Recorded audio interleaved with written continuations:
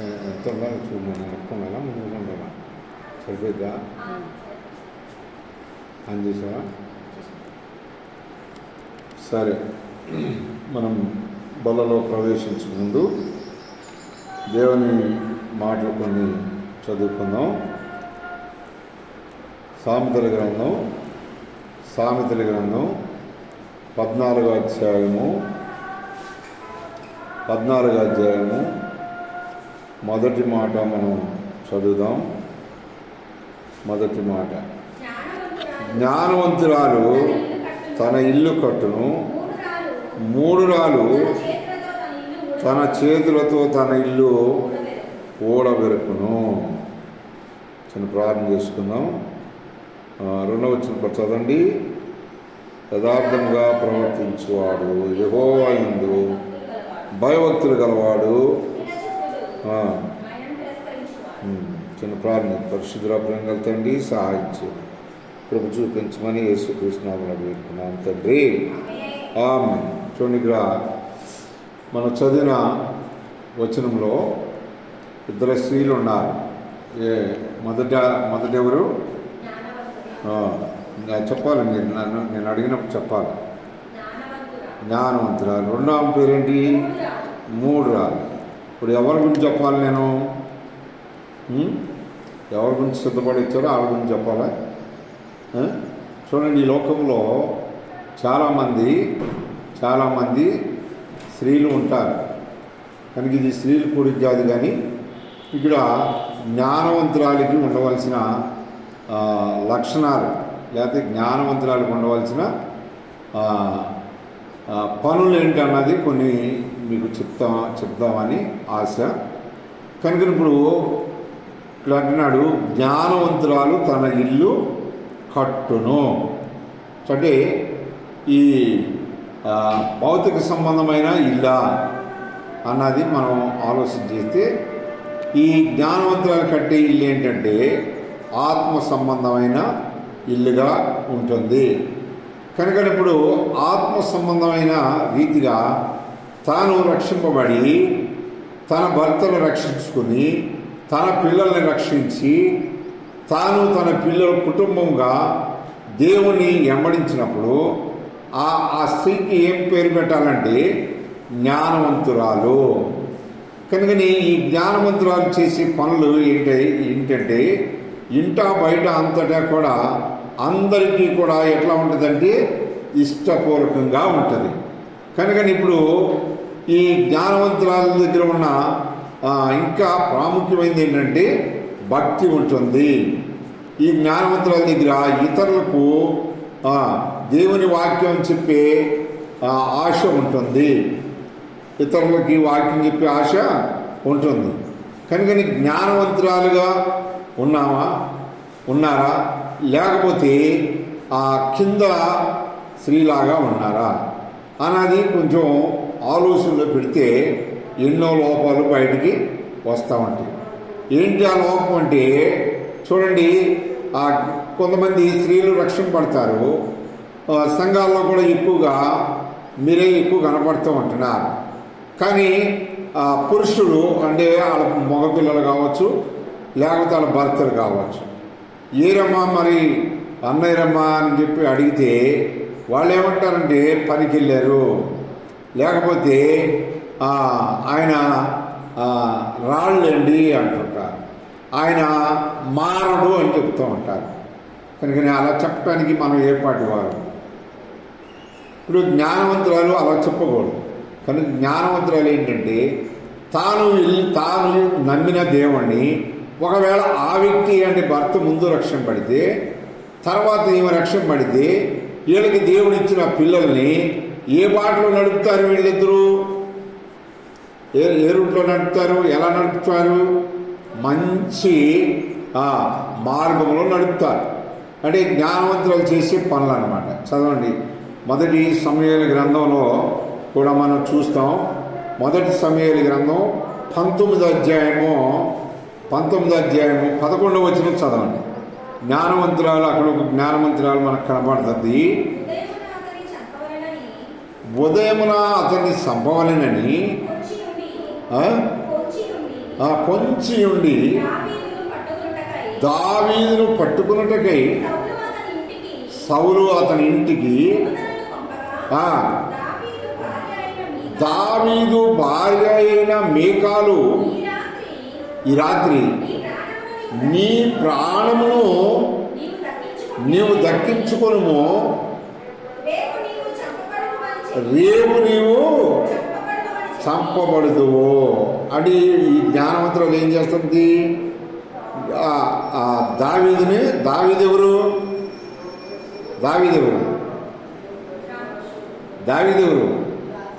తన భర్తే. చంపేదెవరు? ఈ జ్ఞానవంతుల తండ్రి సౌలు.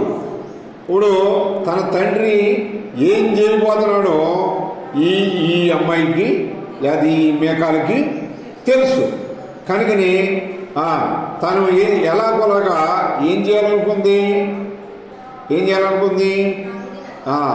నా భర్తను తప్పించాలి, లేకపోతే కాపాడాలి. అతను బాగుగా మంచిగా ఉంటే దేశానికి ఏమొస్తుంది? నెమ్మది తీసుకొస్తాడు. ఎందుకంటే దేవుడు ఎన్నుకున్న ఈ దావీదుని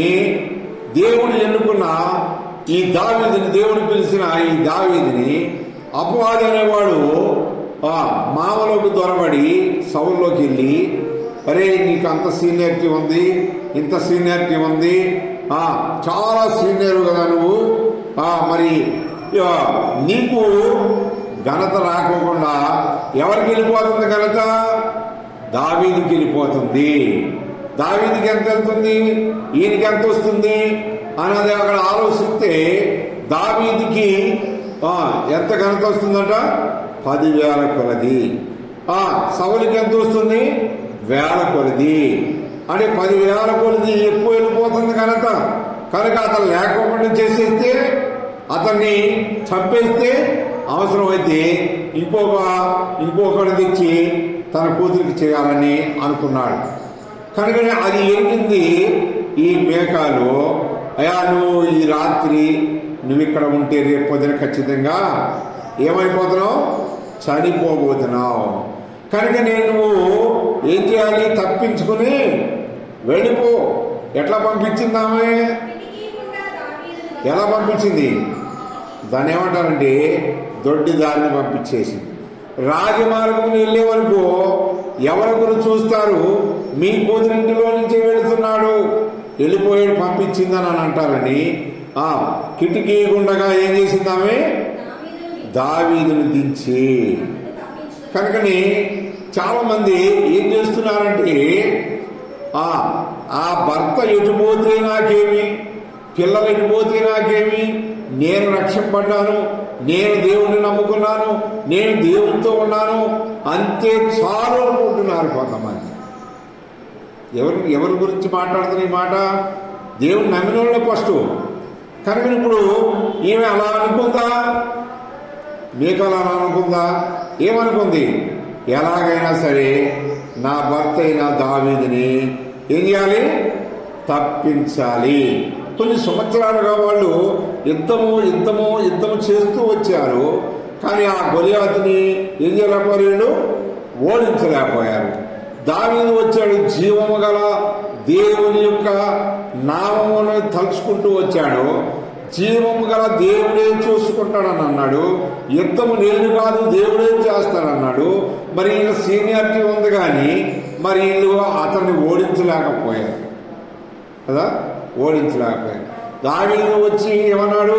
ఈ సున్నత లేని ఫిలిష్తీయుడు ఎంతటి వాడు, జీవం గల దేవుణ్ణి తిరస్కరించడానికి ఏ పాటి వాడు, వాడేమో ఆరు మూడు జాండు ఆడుంటే ఈయనేమంటున్నాడు? ఈయన దృష్టిలో ఎలా కనపడుతున్నాడు? ఆయన చిన్నోళ్ళగా కనపడుతున్నాడు గొలియాతు, ఈయన పెద్దోళ్ళగా కనపడుతున్నాడు. అంటే కారణం ఏంటంటే ఈయన ఆత్మ సంబంధంగా ఆలోచించి ఏం చేశాడు? దేవుడే ఇతన్ని ఏం చేయగలడు? పడగొట్టగలడు అని గురితోటి ఆ దావీదు ఏం చేశాడంటే ఆ గొలియాతును ఓడించడం జరిగింది. కనుకని సరిపోతే పోయింది, ఈ మన మీద నింద పోయింది, మనకి అపోజిషన్ అనేది పోయాడు. ఎవడొకటి ద్వారా చనిపోయేవాడు మనకి, మన ప్రజలకి, ఇజ్రాయిల్కి గొప్ప విడుదల వచ్చిందని అనుకోవాలి కదా, అనుకోవడం వద్దా? కానీ అలా అనుకోలేదు. నాకు రావాల్సిన ఘనత అంటే ఈయన్ని కొంతమంది హెచ్చించి ఉండొచ్చు. అయ్యా మొదటి రాజు నువ్వే కదా, మరి నీకింత సీనియర్టీ ఉంది కదా, ఇట్టొచ్చినవాడు ఘనత పొందుతున్నాడు, ఇట్టొచ్చినవాడికి వెళ్ళిపోతుంది ఘనత అంటే అలాగా.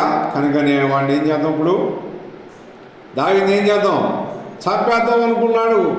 కనుకనే ఈ ముచ్చటంతా ఎరిగింది ఎవరు?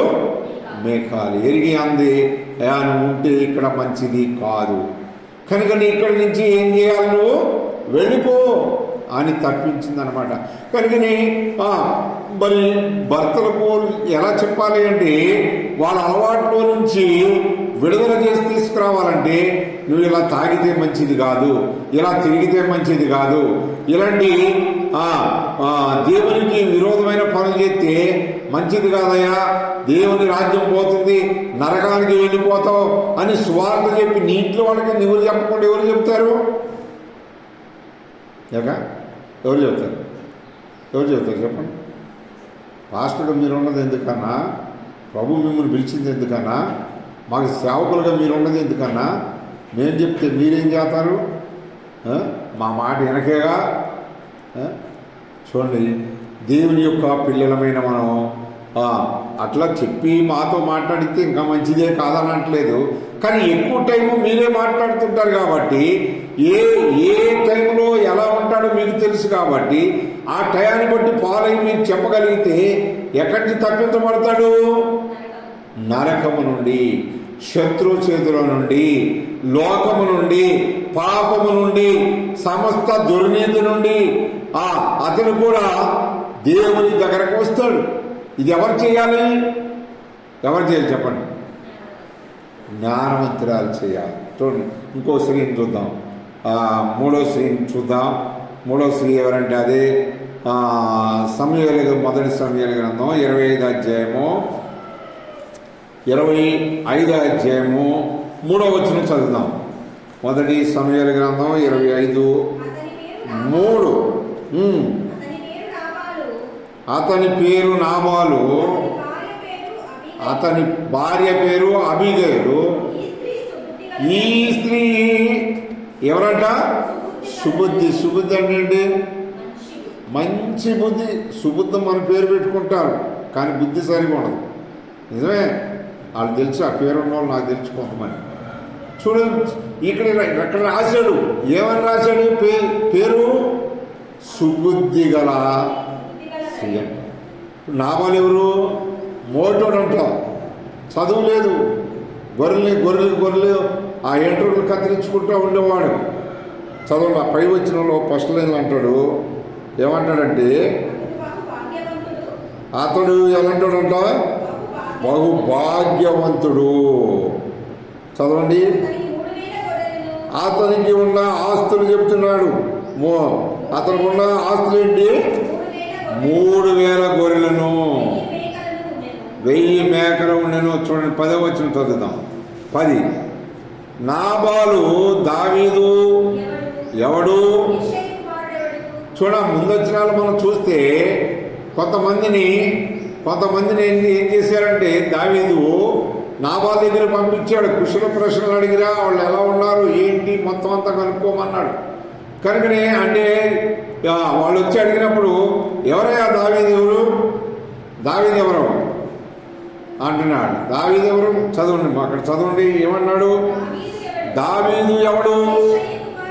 యెషయా కుమారుడు ఎవడు? తమ యజమానులను విడిచి పారిపోయిన దాసులు ఇప్పుడు అనేకులు ఉన్నారు. ఇప్పుడు ఏమంటున్నాడు ఈ నాబాలు? ఏమంటున్నాడు? చాలామంది ఉన్నారు పారిపోయిన వాళ్ళు. ఇప్పుడు దావీదు ఆయన దగ్గరికి పంపించాడు. ఎవరి దగ్గరికి? నాబాలు దగ్గరికి. ఎవరిని పంపించాడు? దూతలు పంపించాడు. వాళ్ళు మంచి చెడు తెలుసుకోండి పోండి అని అడిగితే దావీదు ఇలా అడగమన్నాడయా అని చెప్పి అంటే అప్పుడు ఏమంటున్నారు? దావీదు ఎవడయా? దావీదేవుడు యజమానుడి దగ్గర నుంచి వెళ్ళిపోయినాడేనా? వెళ్ళిపోయినాడు. ఏమన్నాడు చదవండి, ఏమన్నాడు? తమ యజమానుని విడిచి పారిపోయాడు. పారిపోయినాడేనా అని అడుగుతున్నాడు. కానీ దేవుని యొక్క పిల్లలమైన మనం చదవండి 14 వచనంలో అంటాడు, పనివాడు ఒకడు ఉన్నాడు. అంటే ఏ పనివాడు ఉన్నాడు? నాబాలు పనివాడు ఉన్నాడు. ఈ మాటలన్నీ విన్నాడు. ఈయన మాట్లాడే ప్రతి వ్యతిరేక మాట అంతా విన్నాడు. ఈయన ఏం చేశాడు? పనివాడు ఒకడు నాబాలు భార్య అయిన అబీగయలుతో ఇట్లనెను, అమ్మా, దావీదు అరణ్యములో నుండి మన యజమాని కుశల ప్రశ్నలు అడుగుటకే దూతలను పంపగా అతడు వారితో కఠినముగా మాట్లాడు. ఏం మాట్లాడాడంట? ప్రేమగా మాట్లాడలేదంట, కఠినంగా మాట్లాడాడంట. కఠినంగా మాట్లాడితే ఈ ఈ ఈ పనివాడు ఉన్నాడు. ఈ పనివాడిని ఈ నాబాలకి ఎంత చెప్పినా కానీ బుర్రకు మైండ్కి ఎక్కదు కనుక ఎక్కడికి వెళ్ళాడు? తన యజమానురాలు దగ్గరికి పోయాడు. యజమాని దగ్గరికి వెళ్ళి ఏమంటున్నాడు? చదవండి 17వ వచనం త్వరగా 17. అయితే ఆ యజమానునికి అతని ఇంటి వారందరికీ వారు కీడు చేయ నిశ్చయించున్నారు కనుక. చూడండి, సలహాలు చెబుతున్నాడు. ఏమంటున్నాడు? నువ్వు చేయవలసింది ఒకటి ఉంది. పనివాడు యజమానురాలు చెబుతున్నాడు. ఏమని చెబుతున్నాడు? నువ్వు చేయవలసింది ఒకటి ఉందమ్మా, చాలా జాగ్రత్తగా ఆలోచించి నేను చెప్పేది. చదవండి, మన యజమానుడు బాగు మొరటోడు కాదంట. ఆడి పేరే పెట్టాడు. భర్త భార్య ముందే భర్తని ఇట్లా తిడుతుంటే మీరు ఊరుకుంటారా? చెప్పండి, గుండె మీద చేసి చెప్పండి, మర్యాదగా చెప్పండి. లేక ఊరుకుంటావా? మా ఇంటికి వచ్చి అక్క మీ ఆయన అన్నయ్య బహు పనికి మళ్ళీ కారణ అన్నట్టు ఊరుకుంటావా? ధనాజ్యానికి కంప్లైంట్ చేయవు.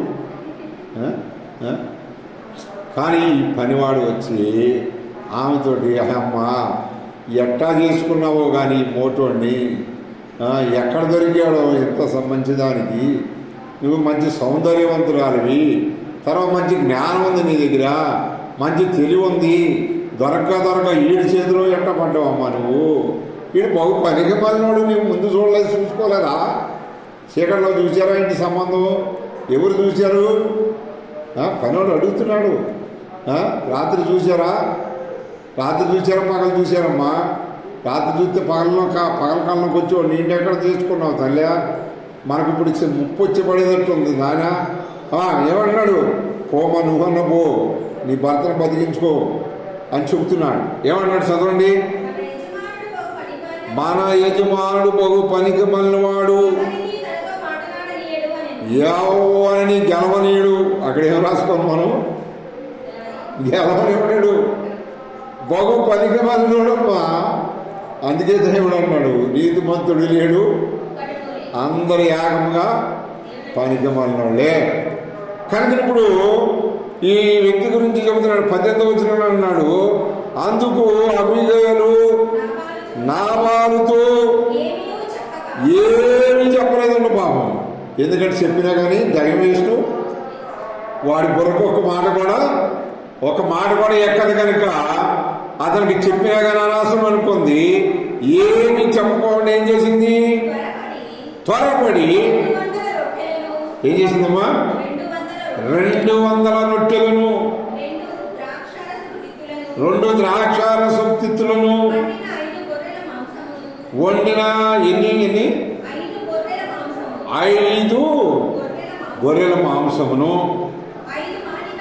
5 మానికల వేచిన ధాన్యమును, 100 ద్రాక్ష గెలలను, 200 అంజూరపు అడలను. చూడండి, ఏంటి లంచం పంపిస్తుంది అంటే వాళ్ళ ఆయన్ని కాపాడుకోవడానికి ఏం చేస్తుంది? ఏం చేస్తుంది? జాగ్రత్త పడుతుంది అన్నమాట. జాగ్రత్త పడుతుంది. ఆమెలో ఏముంది చెప్పండి? ఆమెలో ఏముంది?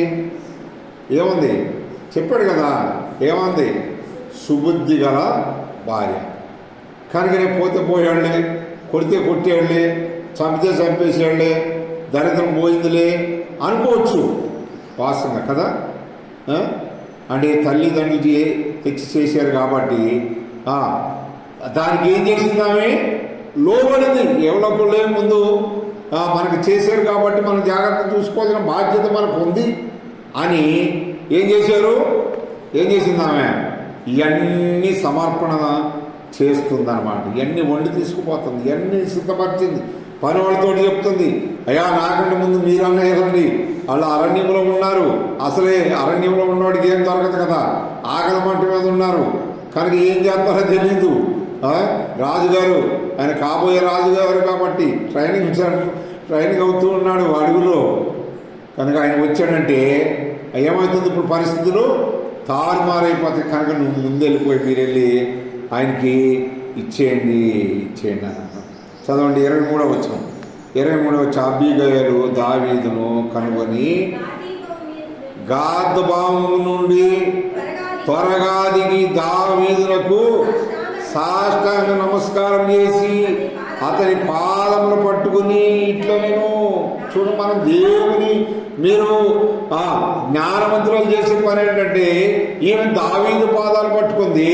మరి ఇప్పుడు ఎవరి పాదాలు పట్టుకోవాలి? మనం దేవుని పాదాలు పట్టుకోవాలి. అయ్యా నా భర్తను మార్చు, అయ్యా నా పిల్లలు మార్చు, వీళ్ళకి మారు మనసు దయచేయి అని దేవుని పాదాలు పట్టు. ఈమె పరుగును వచ్చింది గాద్బావం వేసుకుని. ముందేమో ఆమె తయారు చేసిన అన్ని వస్తువులు పంపించేసింది. ఎందుకంటే ఆ రాజుగారికి, ఆ దావీదు గారికి ఇచ్చేయండి, ఆ దావీదు గారు వాటిని తీసుకుంటారు, వాళ్ళు తింటారు, కొంచెం వాళ్ళ ప్రాణం అన్నా కొద్దిగా చల్లబడితే ఏమైనా మాట్లాడటానికి అవకాశం ఉంటుంది. చదవండి 24, 25 వచనాలు కూడా చదువుదాం. ఏమంటుంది? ఆయన పాదాలు పట్టుకుని నా ఏలినవాడని ఎవరినంటారు? ఎవరినంటారు? నా ఏలినవాడని ఎవరినంటారు? ఈ పదం ఎవరికి ఉపయోగిస్తారు? ఆత్మీయంగా చూస్తే దేవునికి, శారీరకంగా నా భర్త అండి, నా యజమానుడండి. అవునా కాదక? అవునా కదా? మరి నేను మేల్కొని ఉంటేట అడిగి చెప్పాలి కదా, నాకు అసలు ఏం తెలీదు అన్నట్టు మాట్లాడుకుని ఉంటేట నాకు బాధ కలగదు అంటున్నాడు. ఏమంటున్నాడు? ఏమని చెబుతుంది ఆమె? నా ఏలినవాడా, ఏ దోషము? వాస్తవంగా ఆమె దోషం ఏం చేయలేదు. ఆమె భర్త చేసిన పొరపాటు, ఆమె భర్త మాట్లాడిన మాటలకు ఆ దోషం నాదనుకయ్యా. వేసుకుంటారా మీరు వేసుకుంటారా చెప్పండి? మీరు ఆ స్టేజీలో ఉండి మీరు వేసుకుంటారా? నాకు తెలిసి వేసుకోరు, నీకేం తెలుసానా అంటే అంటారా మీరు? ఎందుకంటే ఆయనతో చాలా ఇబ్బందులు పడి ఉంది ఆమె. లేదంటానికి వీల్లేదు. అంత కఠినంగా మాట్లాడాడంటే చాలా మన భాషలో ఏమని తిట్టచ్చు? ఈడంత మూర్ఖుడే లేడు అంట. అందుకని అంటుంది, ఏమంటుంది? దావీదు పాదాలు పట్టుకుని నా ఏలినవాడ ఈ దోషము నాదనించి నీ దాసురాలైన నన్ను మాటలాడనిమ్మని, నీ దాసురాలనైన నన్ను నేను చెప్పు మాటలను కొంచెం ఆలకించయ్యా. అంటే ఆయన గురించి నేను చెప్పుకోవాలని వచ్చాను. ఆయన మరి పరిస్థితి సరైనది కాదు, ఆయన మరి వ్యతిరేక మనిషి, ఆయన గురించి నేను చెప్పుకుంటాకు వచ్చాను. ఆ దోషం నాదనుకో. చదవండి, నాదనుకో అంటున్నాడు. నా ఏలినవాడా, అయ్యా ఆయన మాటలు నువ్వు పట్టించుకోవద్దయ్యా. దేవుని దగ్గర అంటున్నారా? ఏమంటున్నారు? అతను భయంకరంగా బతుకుతున్నాడయ్యా, అతను రక్షించారు.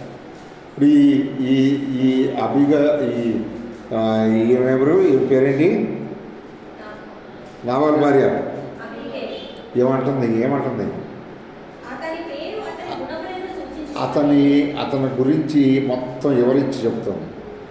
అవన్నీ పట్టించుకోవద్దయ్యా. నీ కోపం వస్తే వచ్చింది, కానీ ఆయనకి ఏమీ తెలియదయ్యా. కనుక ఎందుకంటే చదువుకున్నవాడు కాదు. చదువుకున్న వాళ్ళకి జ్ఞానం లేదా? చదువుకున్న వాళ్ళు జ్ఞానవంతులు లేరా? బోల్డంత మంది ఉన్నారు, చాలామంది ఉన్నారు. ఎందుకు లేదు? బాగా జ్ఞానం బస్తాలు ఉండే. కానీ ఇక్కడ ఏమంటున్నావా? ఆయన మాటలు నువ్వు 25వ వచనం అంటున్నా, ఏలినవాడా, దుష్టుడైన ఈ నాబాలును లక్ష్య పెట్టవద్దని అతని పేరు అతని గుణములను సూచించుచున్నది. అతని పేరు నాబాలు, మోటితనం అతని గుణము. నా ఏలినవాడా, పంపించిన పనివారు నాకు కనపడలేదయ్యా. మా పనివాడు చెప్పాడు, కానీ వాళ్ళు నాకు కనపడితే వాళ్ళని నేనేం చేసేవాడిని? ఏం చేస్తాను? నేను వాళ్ళతోనే మాట్లాడేవాడిని, వాళ్ళనే బతికులాడుకునేవాడిని. సరే, నువ్వు వచ్చావు కనుక నేను నీ పాదాలు పట్టుకుని చెప్పుకుంటున్నాను. కనుక ఈసారికి దాన్ని ఏమంటారంటే, ఈసారికైనా వదిలిపెట్టేసే, ఆ వ్యక్తిని వదిలేసేయ్యా అని చెప్పి బతిలాడుతుందన్నమాట. కనుక ఇప్పుడు ఈమె ఎవరంటే జ్ఞానవంతురాలైన స్త్రీ చేయాల్సిన పని. కనుకని జ్ఞానవంతురాలు చేయాల్సిన పని ఆ చచ్చాడులే, వాడు బతుకంతే, వాడు మారడు, వాడు తాగి తిరుగుతూనే ఉంటాడు, వాడు తిరుగుతూనే ఉంటాడు, కుక్కలా తిరుగుతుంటాడు, పందిలాగా పొరలు ఉంటాడు, కడుపు నిండా తింటాడు, ఎప్పుడు ఉంటాడు, ఎప్పుడు చస్తాడు, ఊరుకు ఎప్పుడు పోమంటదో, కాడు ఎప్పుడు రమ్మంటదో, ఇటు పోతేనే ఇంటికి దరిద్రం పోద్ది, ఈ గ్రామానికి దరిద్రం పోద్ది, ఈ రాష్ట్రానికి దరిద్రం పోయింది అనేవాళ్ళు ఎంతమంది ఉన్నారు లేదా? అందుకనే దేవుని యొక్క పిల్లలమైన మనం దేవాది దేవుడు అంటున్నాడు. ఇక్కడ దావీదు ఏమంటున్నాడు? చదవండి, ఏమంటున్నాడు? ఎక్కడ ఆగారు? నా ఏలినవాడా, యెహోవా జీవము తోడు, యెహోవా జీవము తోడు, నీ జీవము తోడు. అయ్యా, నీ మీద ఒట్టు, దేవుని మీద ఒట్టు, ప్రాణహాని చేయాలి. అంటే చంపుకోకుండా ఏం చేయాలి? ఆపోయా, నువ్వు మాట సెలవిస్తే నీ దూతలు వచ్చి ఏం చేస్తారు? తల కేజీ పట్టుకుపోరు, వాడి మాంసం సాల్తతో లేదు కదా. కనుక వద్దయ్యా. అంటే మనం కూడా ఏం చేయాలి అన్నది స్త్రీలు నేర్చుకోవాల్సిన పని ఏంటంటే, దేవుని సన్నిధిలో బ్రతిమలాడాలి. చదవండి, 28వ వచనం. నీ దాసురాలునైనా నా తప్పు క్షమించుము, నా ఏలిన వాడవలగు నీవు యెహోవా యుద్ధములను చేయుచున్నావు కనుక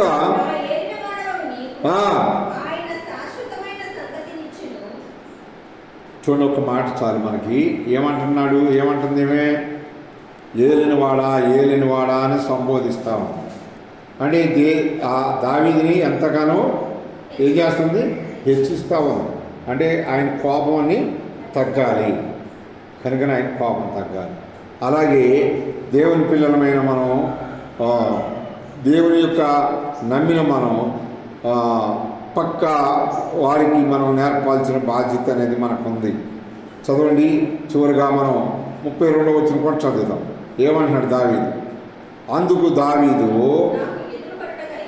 నాకు ఎదురుపడటకై నీవు పంపిన ఇజ్రాయేల్ దేవుడు నువ్వు రాలేదు. ఎవరొచ్చారు? ఇజ్రాయేల్ దేవుడు పంపించాడు నిన్ను. నీకు ఆ మనసు ఇచ్చింది దేవుడు, నిన్ను వెళ్ళమన్నది దేవుడు. లేకపోతే నా కోపం ఎట్టుండేదో తెలియదు, తెలియదు. అందుకే అంటున్నాడు. కనుక నేను చివరి మాటలో మనం ఇప్పుడు మనం ముగించుకునే ముందు అంటున్నాడు, ఏమంటున్నాడు? అందుకు దావీదు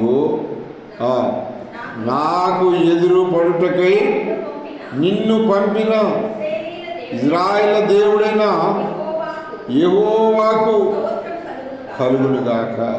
ఎందుకని కారణం ఏంటండి? ఆయన ఎలా వస్తున్నాడు దావీదు? ఎలా వస్తున్నాడు? ఎలాంటి పాపం? ఇంకా ఆ వ్యక్తిని ఇంకా ఉంచేది కాదు, ఇక తీసేసే కోపం అన్నమాట. అంత కోపంతో వస్తున్నారు వాళ్ళు. కనుకని నువ్వు వచ్చావు కనుక, అంటే నువ్వు కూడా ఎలా వచ్చావు? దేవుడు పంపిస్తే వచ్చావు. దేవునికి ఏ మహిమ రావాలి? దేవునికి ఆ కింద వచ్చిన చదవండి 33. నేను పగ తీర్చుకొనకుండానట్లు ఈ దినమున ప్రాణము తీయకుండాను నన్ను ఆపినందుకే దేవుడు నిన్ను ఆశీర్వదించును గాక. దేవుడు నిన్ను అంటే ఆమెకు ఆస్తులు లేవా? ఆశీర్వాదాలు లేవా? అంతస్తులు లేవా? వాళ్ళ భర్తే శ్రీమంతుడు అంట కదా. చదువు సంఖ్య లేదు కానీ ఆస్తులు మాత్రం బాగున్నాయి. కనుకని ఏమంటున్నాడు? నీవు త్వరపడి నన్ను ఎదుర్కొనగా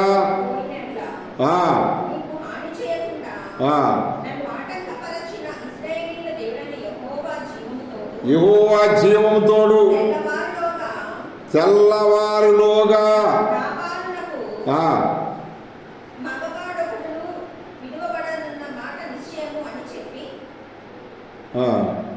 దేవుని పిల్లలమైన మనం సృష్టికర్త అయిన దేవుడు ఇక్కడ వీళ్ళిద్దరూ ఏం చేస్తున్నారంటే ఒకరికొకరు దేవుని దగ్గర ఏం చేస్తున్నారు? ఒట్టు పెట్టుకుంటున్నారు. కనుకని మనం కూడా తీర్మానం చేస్తూ ఉంటాం. ఏమని తీర్మానం చేస్తాం? ఎన్ని పరిస్థితులు వచ్చినా కానీ ప్రభువుని విడిచిపెట్టము, దేవుణ్ణి విడిచిపెట్టము. కనుకని ఇప్పుడు ఏ స్త్రీ మాదిరిగా ఏ స్త్రీలాగా ఉన్నారు అన్నది పరీక్ష చేసుకోవాలి.